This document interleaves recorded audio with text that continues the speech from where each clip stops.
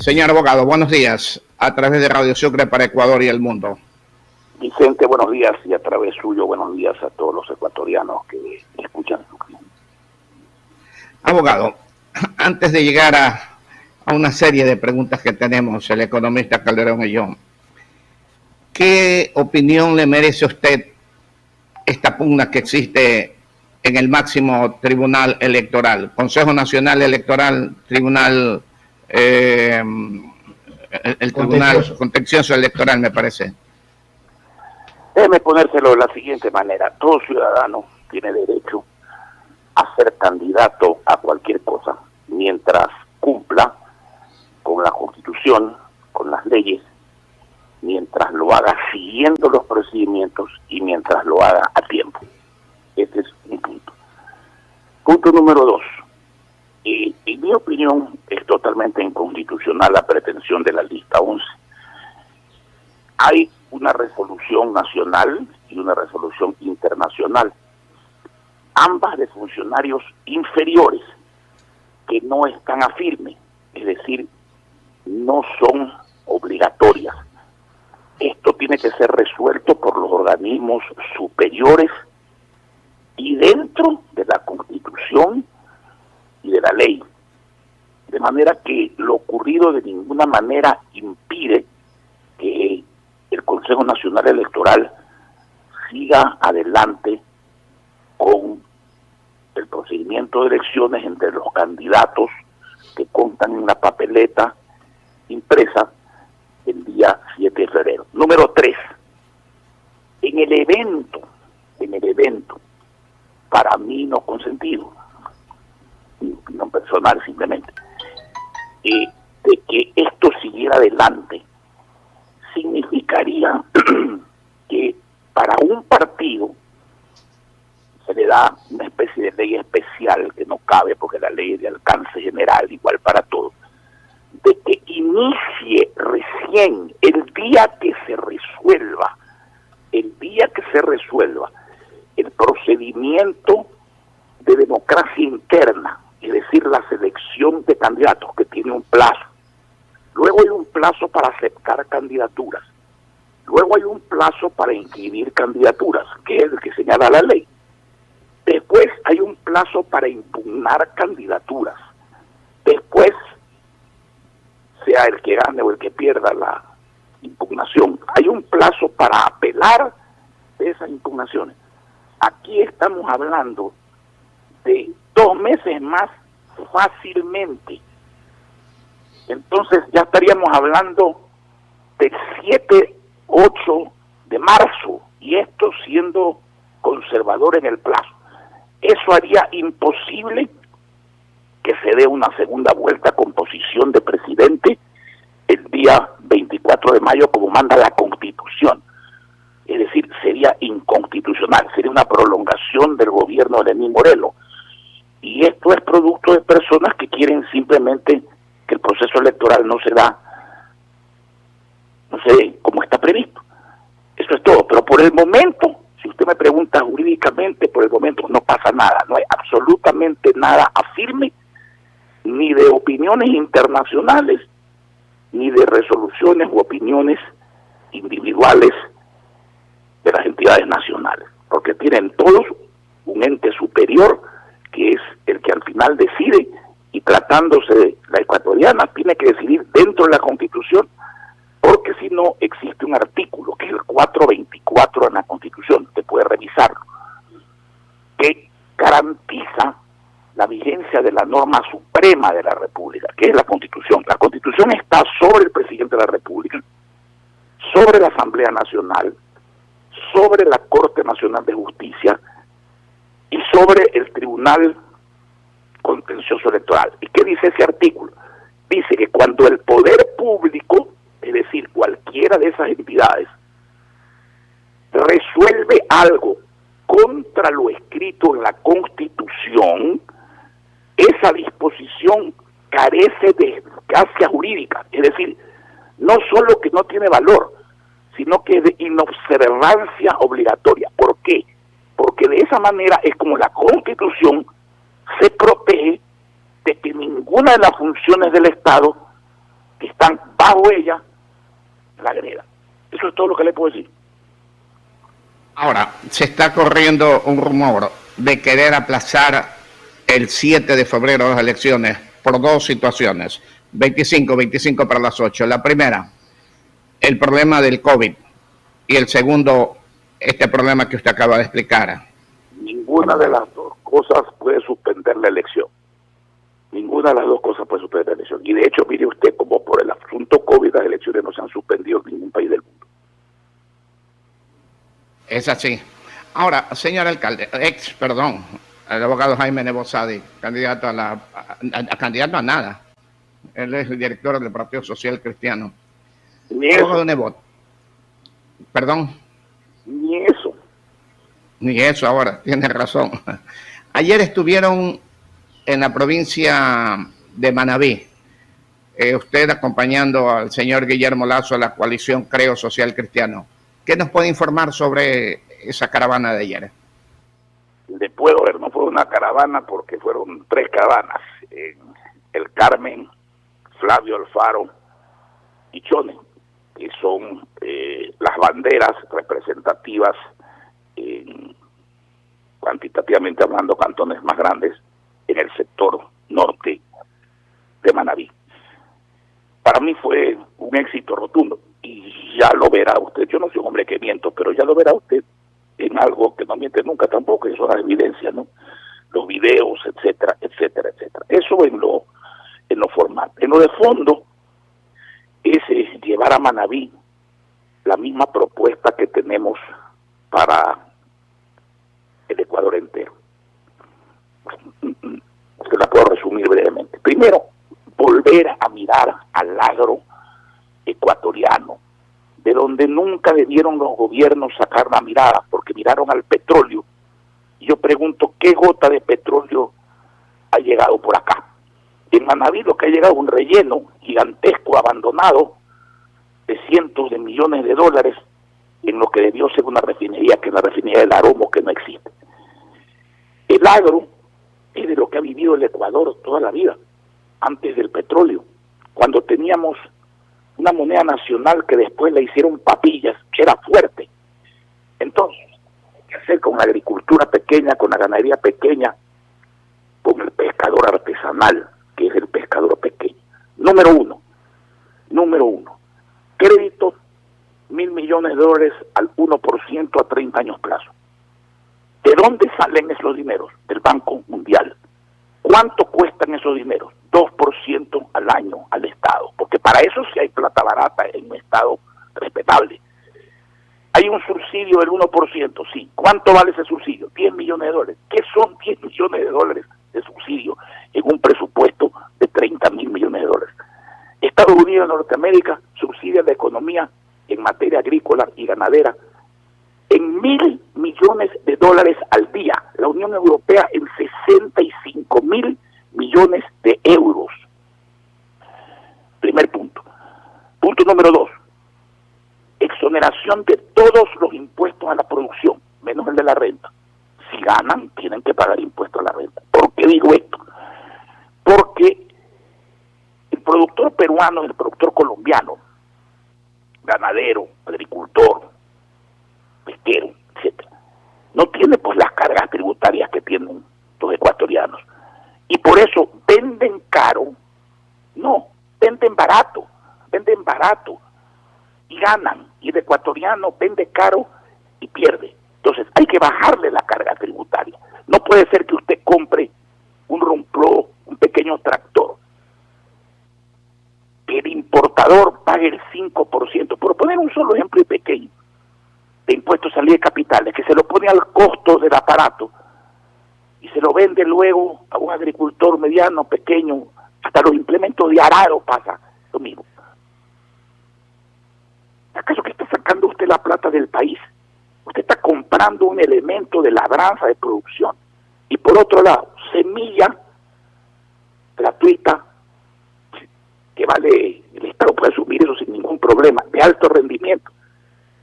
Usted pega el arroz peruano, produce el doble de semillas que el arroz ecuatoriano. Es decir, con el mismo esfuerzo, el agricultor peruano gana el doble.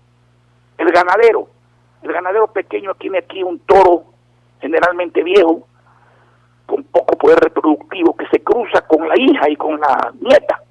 ¿Qué tipo de esperpento de ganado puede salir de eso? Cuando puede inseminar artificialmente con semen de toros americanos de gran valor, cuya pajuela, o sea, el material genético, vale $40. Usted insemina 1 millón de vacas, se puede imaginar la cantidad de leche y de carne que se produciría para bien de los ecuatorianos, volviendo la mirada del trabajo y la rentabilidad al campo ecuatoriano, con gastar $40 millones al año. 40 millones de un presupuesto de 30 mil millones de dólares. ¿Qué quieren los pescadores artesanales, manavitas y de toda la costa ecuatoriana? Esto que estoy hablando no es solo para Manabí, esto es para todas las provincias de la Amazonía, de la sierra, de la costa, pero en este caso es las provincias costeras.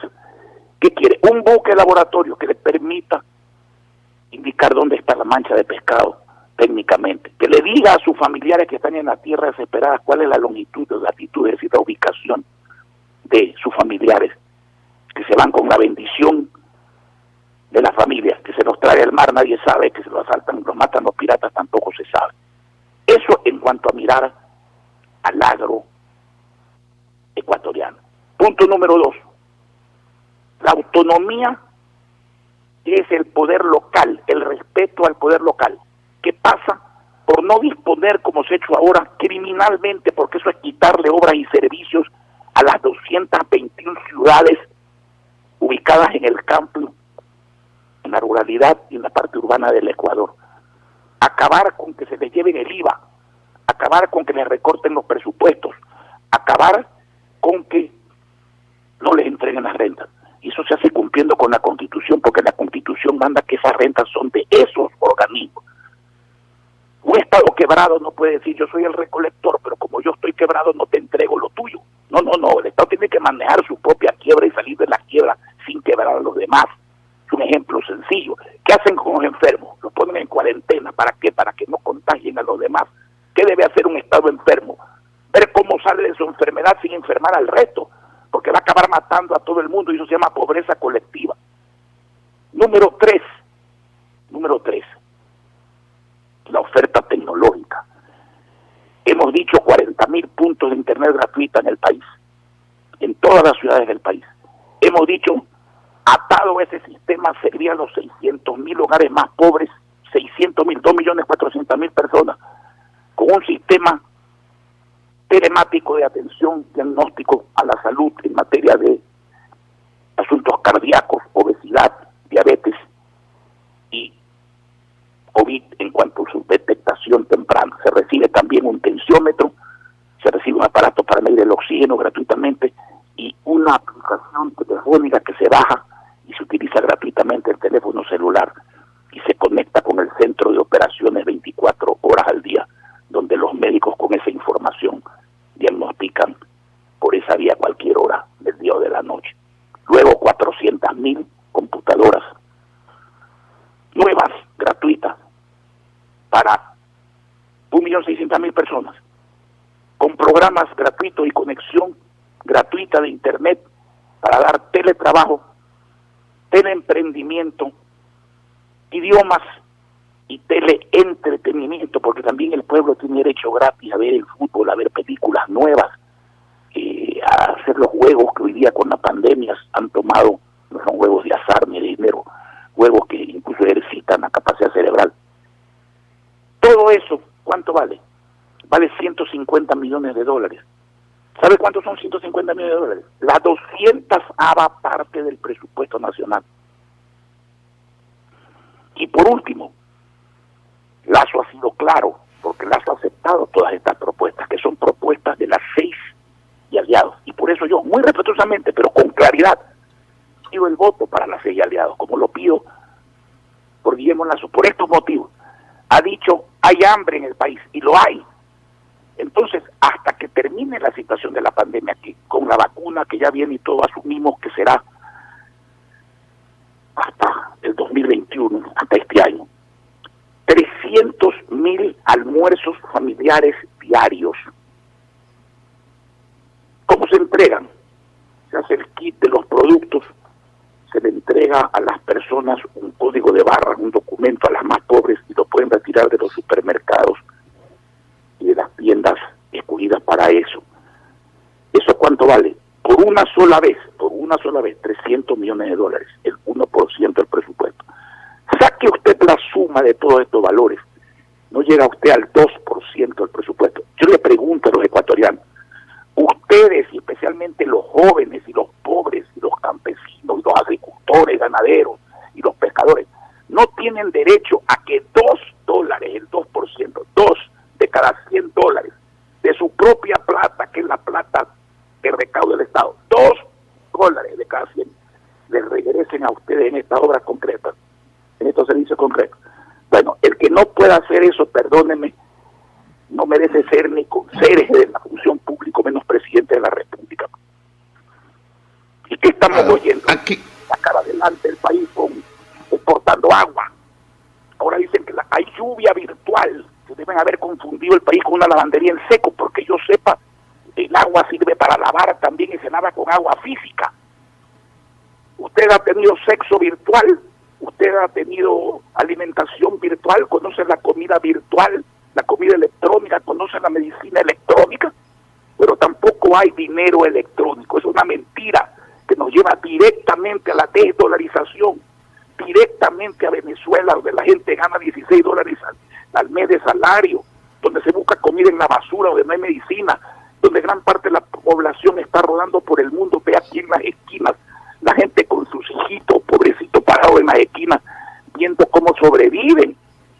Y encima nos ofrecen no exportar petróleo, no, exportemos agua en barriles, no saquemos minerales, oro de la tierra, saquemos oro de los celulares, por Dios santo.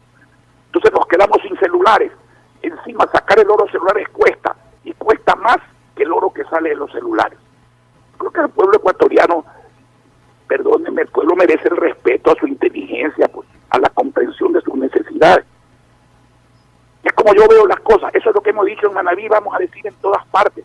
No estamos insultando a nadie, no estamos calificando a ningún candidato, los respetamos a todos. Los que no respetamos ni podemos concordar son con ideas de esa naturaleza, pues, que se contrastan con ideas positivas, con gente que tiene experiencia, con gente que sabe lo que hace, con gente que ha cambiado ciudades, con gente que no miente, con gente asambleísta que se han defendido en la asamblea, el que no le pongan más impuestos al pueblo, el que se le devuelvan las utilidades a los trabajadores que se las llevaron del Banco Central, el que no le roben a los municipios, a los asegurados que se le llevan el 20% de su salario todos los meses para convertirlo en un impuesto al salario sin darnos salud, ni créditos hipotecarios, ni pensiones jubilares dignas. Perdóneme, me extendí un poquito porque usted me hizo una pregunta que han hecho y que han dicho en Manabí. Eso le decimos a Manabí y le decimos al resto de provincias del Ecuador. Pero en la práctica, señor alcalde, perdón, abogado Nebot, 12 minutos para las 8 de la mañana con el abogado Jaime Nebot Sadia.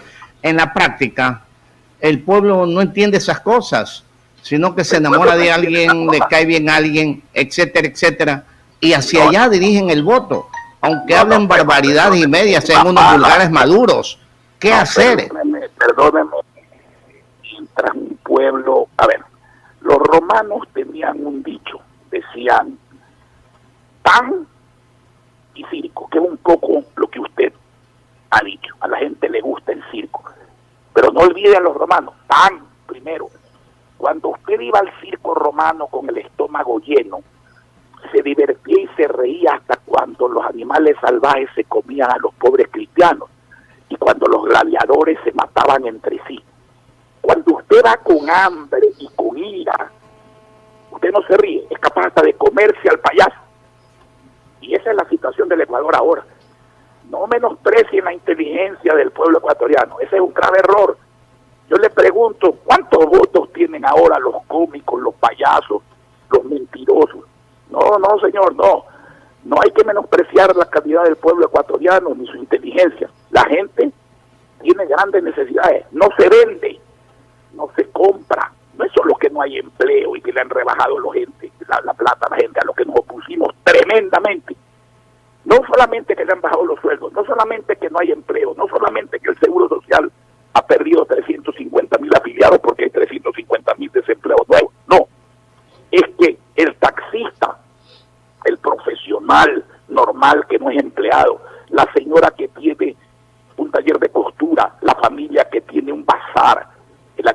agricultor, el ganadero pequeño, el señor que tiene una vulcanizadora, no son empleados. El señor que tiene un restaurante, ¿sabe qué? No le venden a nadie nada porque no hay quien compre, no hay quien pague. La economía está parada. Esto se va al diablo si no hay crecimiento económico y si no se sabe qué es lo que hacer. Este no es momento para risas, ni para canciones, ni para hablar, perdonen la procacidad, ni para hablar tanta pendejada que se oye a menudo. Pero el pueblo no es pendejo, señor. No vayan por allí.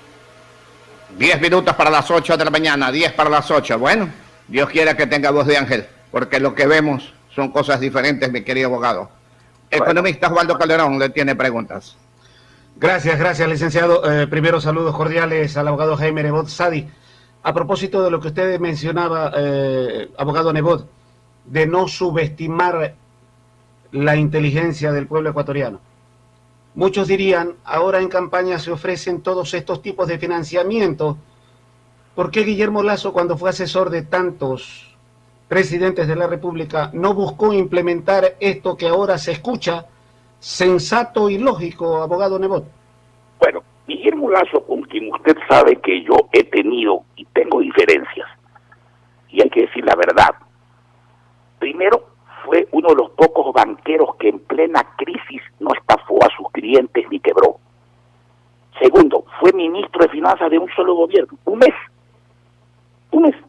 fue ministro de Finanzas. Segundo, yo no soy, perdóname ponerme como ejemplo, yo no soy el mismo Jaime Nebot que era cuando era gobernador en el año 84. No me refiero básicamente ni actitud, ni capacidad, ni forma de trabajar, no. No soy el mismo Nebot que fue candidato a diputado, ni candidato a presidente, ni siquiera soy el mismo Nebot que llegó a la alcaldía el año 2000. El trato con la gente pobre a lo largo de los años lo sensibiliza a uno, le enseña a entender lo que muchos ricos no entienden y lo que los presidentes generalmente no entienden porque van a eso que a Santucarán llamó la nube rosada. Y uno se sensibiliza y empieza a entender y empieza a trabajar para la gente pobre. A Lasso usted no le puede discutir su capacidad administrativa, eso no le puede discutir. Le podría discutir su sensibilidad, pero es que el Lasso de hoy no es el Lasso del año 13, ni es el año del Lasso 98, ni es el Lasso del año 2017. Y además, ¿qué está ofreciendo? Cosas que valen $2 de cada 100 que recibe el Estado. Y dígame, ¿de quién son los $100 que llegan al Estado, carajo? ¿De quién son? ¿Del presidente? ¿De los ministros? ¿De los asambleístas? No, señor. Son del pueblo. 2 de cada $100 no se le puede devolver al pueblo ecuatoriano. Bueno, si el pueblo quiere escoger irse a Venezuela, es respetable. Es su derecho. Pero entonces llegará a Venezuela. Y si el pueblo quiere escoger el Ecuador que merecemos, que es un Ecuador pujante de trabajo, de empleo, donde los jóvenes tengan campo para la innovación, para el emprendimiento, donde tengan futuro, donde los campesinos reverdezcan el agro, donde la gente tenga empleo, donde venga la inversión extranjera. Vea usted Guayaquil, ¿por qué Guayaquil no se ha parado con la pandemia? Porque el coronavirus no afecta al cerebro, el coronavirus no afecta a las ganas de trabajar, a administrar bien. ¿Acaso que aquí no hemos hecho con $800 millones al año todo lo que se ha hecho en Guayaquil? ¿Y por qué el gobierno con $30.000 millones no puede hacer algo similar? Verdad, abogado. Una gran verdad. Es una gran verdad. Y por eso nosotros estábamos puntualizando en la inquietud de una propuesta que es lógica desde todo punto de vista. Esto del financiamiento con el subsidio, que genera también otras inquietudes. No todos los subsidios per se son malos. Hay subsidios que son obviamente muy buenos y hay otros subsidios a los que se les tiene que tratar de dar otro tratamiento. Y usted lo puntualiza. Lo de la agricultura, abaratamiento de costos porque la gente come todos los días. Y el subsidio, por ejemplo, a los combustibles, abogado Nebot, ahí hay una diferencia. No, hay una diferencia. El subsidio a los combustibles para el contrabandista y para el rico debe suprimirse. Pero no debe suprimirse para el que se transporta pues en el transporte público, porque usted no le puede pedir a un hombre que no tiene trabajo o que gana $400 mensuales y tiene que mantener a su familia que gaste el 20 o el 30% de sus ingresos si es que tienen transportarse. Usted para el agricultor pequeño tiene que mantener el precio del diésel y al ganadero también, no al rico, no al contrabandista que se lleva el gas al Perú y el combustible a otras partes. Usted tiene que mantener el precio de la bombona de gas. ¿Cuánto es el significado de la bombona de gas de los pobres frente al contrabando que se llevan en tanqueros del gas, que tiene que tener un precio real? Mire, sí, señores, yo les pregunto, ¿yo entregué en Guayaquil libros gratuitos o no? ¿Entregué computadoras gratuitas sí, o no? ¿Hice vivienda barata por debajo del precio del mercado o no? ¿Subió los impuestos prediales, o no? abogado, para hacer eso? Lo bajé. Y dígame, el municipio de Guayaquil no tiene la mayor recaudación y el mejor presupuesto.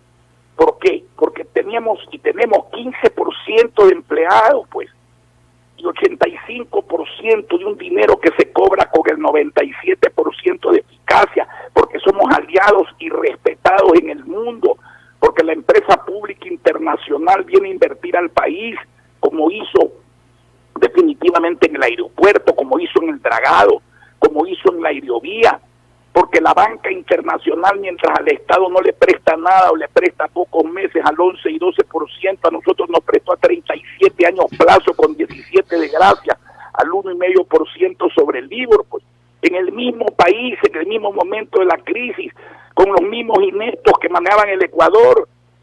Así que no me diga que no es posible, creo que es posible. Totalmente de acuerdo. Es posible, mi querido abogado. Faltan 4 minutos para las 8 de la mañana, 4 para las 8. Pasando de otro tema, abogado, y para finalizar, 3 ya para las 8. Aquí hay un oyente que nos escribe y nos dice, pregúntele al abogado, por favor, Nebot, que es de la Junta Cívica de Guayaquil, ¿por qué no le reactivan y él la preside? Una pregunta de un oyente, abogado. No sé, la Junta Cívica de Guayaquil la preside Miguel Palacio Frugoni. La Junta Cívica de Guayaquil es tan pobre que el municipio la ayudaba, y digo la ayudaba porque no sé si ahora sea así, hasta para pagar el arriendo de la pequeña oficinita donde labora. Pero el civismo de la Junta Cívica no se ha agotado. El civismo de la Junta Cívica no se ha agotado. Okay. Esa es la pregunta que teníamos dentro del oyente que nos hizo llegar para hacerle conocer a usted. 3 minutos para las 8. Brevemente, abogado. La verdad que la contestación va a ser larga, pero quisiéramos un poquito rápido por el tiempo. Hay voces que han aparecido por ahí precisamente en campaña, atacando al aerovía, que por qué ese monstruo de obra en la ciudad de Guayaquil que no es necesaria, supuestamente, tantas cosas más que dicen. Pregúntele por qué el 80% de los guayaquileños está de acuerdo con Aerovía. Nada más. Hay un 20% Eso que no está de acuerdo. Bueno, 80 es más que 20. Esa es la democracia, punto.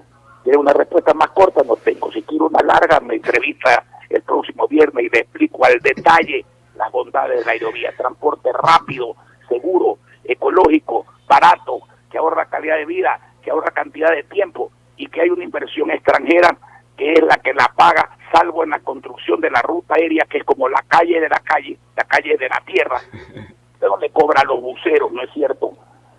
La pavimentación de las calles, porque si no, el pasaje valdría $5 en vez de valer 30 centavos. Usted no le cobra la aerovía, la ruta aérea, pero sí le cobra, ellos han invertido en los buses aéreos, que son las cabinas, y van a manejar la operación 100% a su riesgo, con tarifa fija que solo varía cada 2 años en función de la inflación que está en 1% en estos momentos.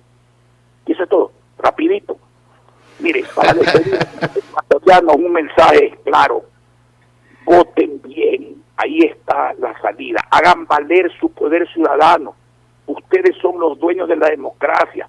Yo lo decía con orgullo cuando era alcalde, yo era empleado del pueblo de Guayaquil, empleado de ustedes. El presidente tiene que ser su empleado, los asambleístas tienen que ser sus empleados, tienen que servir, tienen que hacer cosas para que ustedes salgan adelante, porque si no se van a Venezuela derechito, y las ofertas para ir a Venezuela están en el mercado, las están diciendo, no están engañando a la gente, le están diciendo que sean en Ecuador lo que se hacía en Venezuela, lo que se hace en Venezuela.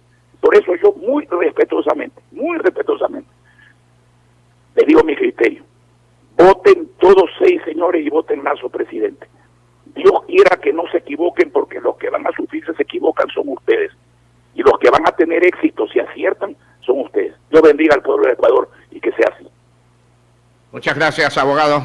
A ver si conversamos en el futuro sobre lo de Aerovía y tantas cosas más que se nos quedan Será como siempre un gusto a través de Sucre dialogar con la gente del país.